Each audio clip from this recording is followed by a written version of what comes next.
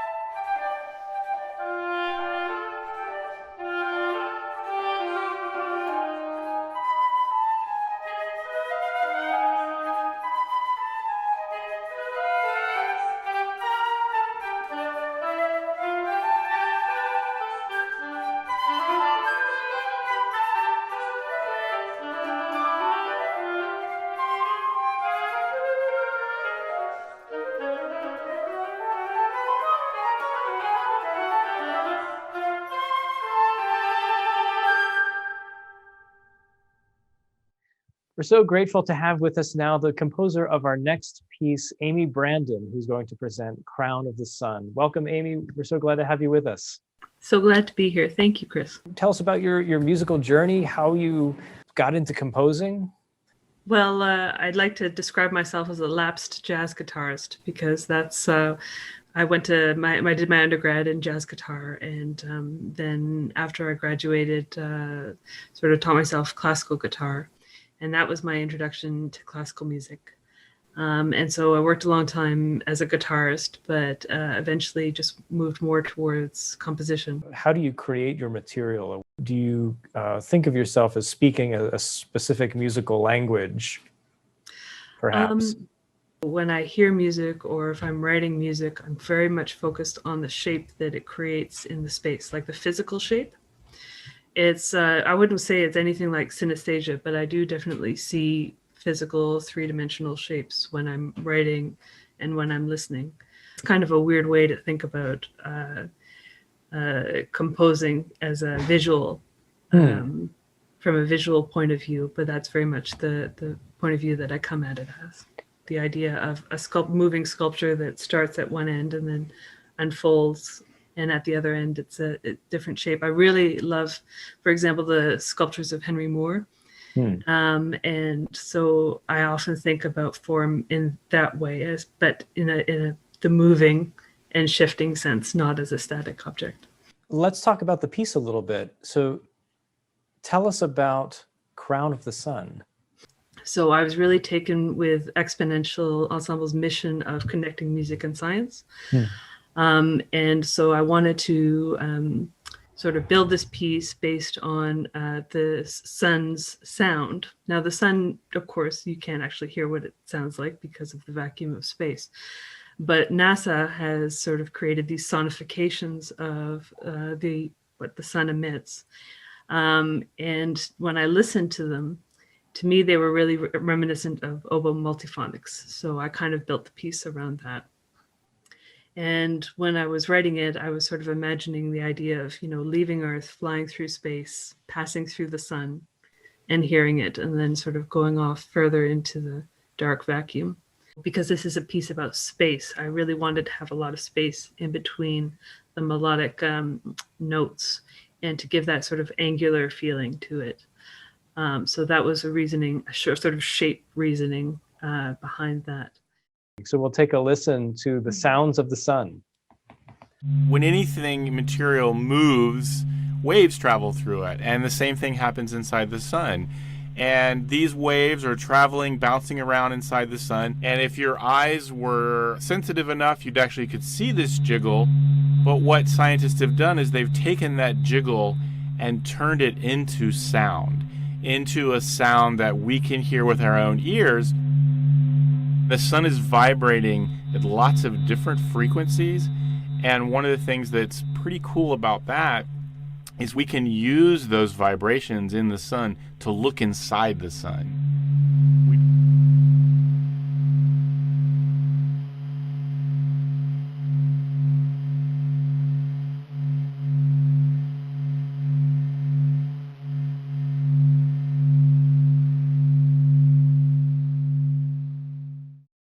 Thank you so much for being here, Amy. We're really looking forward to hearing your piece. Now, without further ado, let's enjoy Amy Brandon's Crown of the Sun.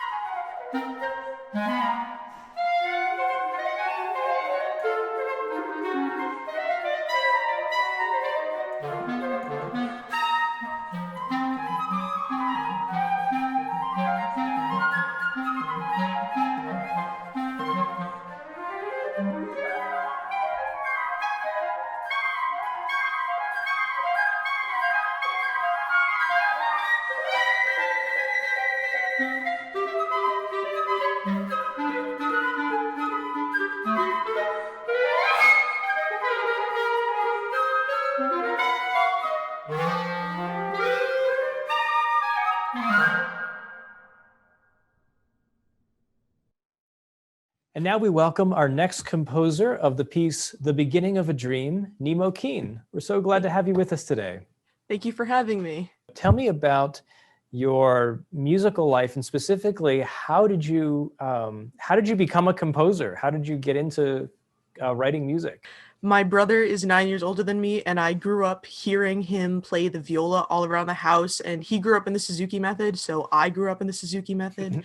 And it started with me being 3 years old with not a violin or viola, but a cardboard box and a ruler, and doing this for about a year, and it progressed to now majoring in it, and I still don't know quite how we got here. But I can mostly thank movies for inspiring me in writing, because my main goal is to compose for films and animated films, and the Studio Ghibli movies, particularly by those of Hayao Miyazaki with the combined partnership of Joe Hisaishi, those are the main culprits for inspiring me to want to be a composer. Joe Hisaishi inspires me daily. I listen to his music at least every day. Tell me about the first time you composed. What brought you into that experience?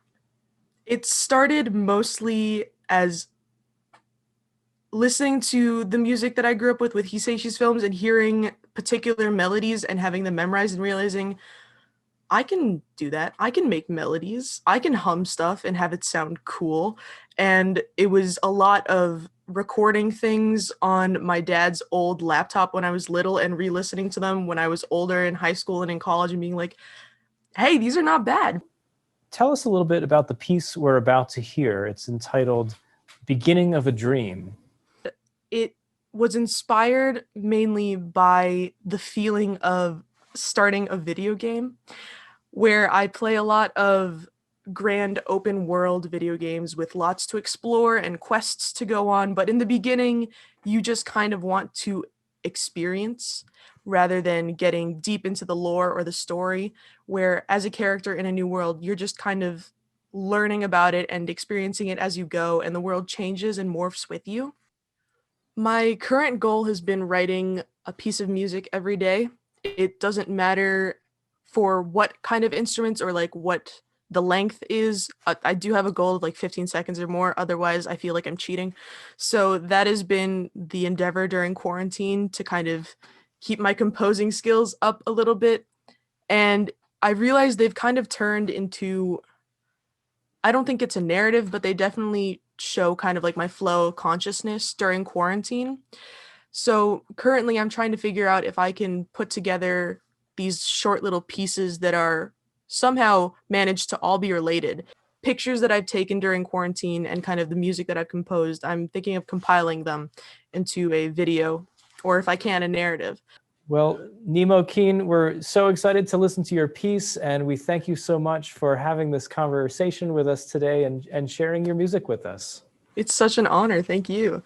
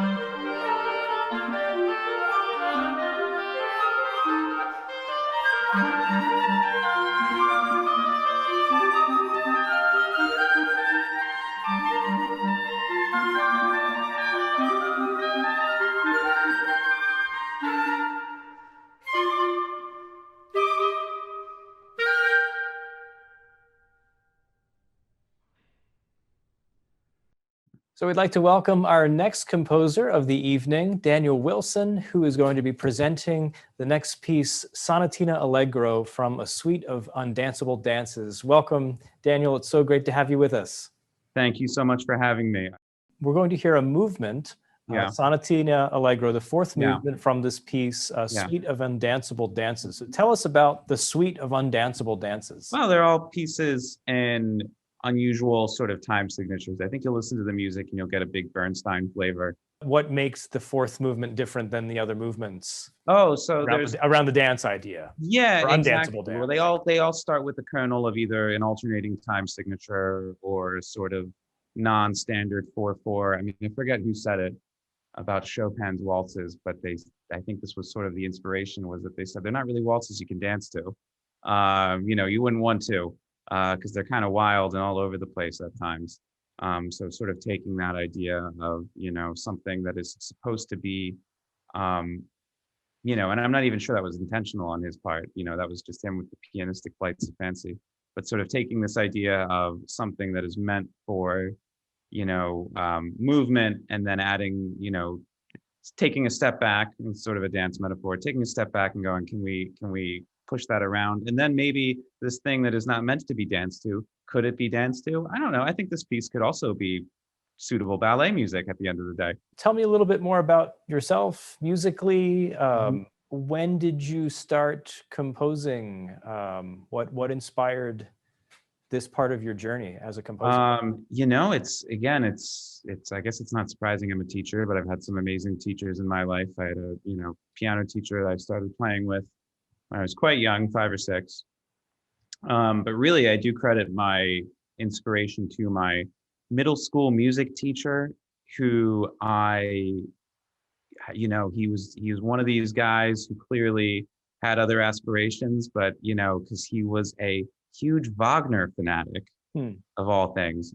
And he would introduce us to classical music, and a lot of elementary school music programs are just sort of general music, but we listened to Wagner's pretty heavy for middle school. Wagner's pretty heavy, but we listened to Figaro, we listened to the Leningrad Symphony, we listened to some pretty, intense stuff, Beethoven, obviously. And every year we had a school, through him, we did a school opera that we wrote together.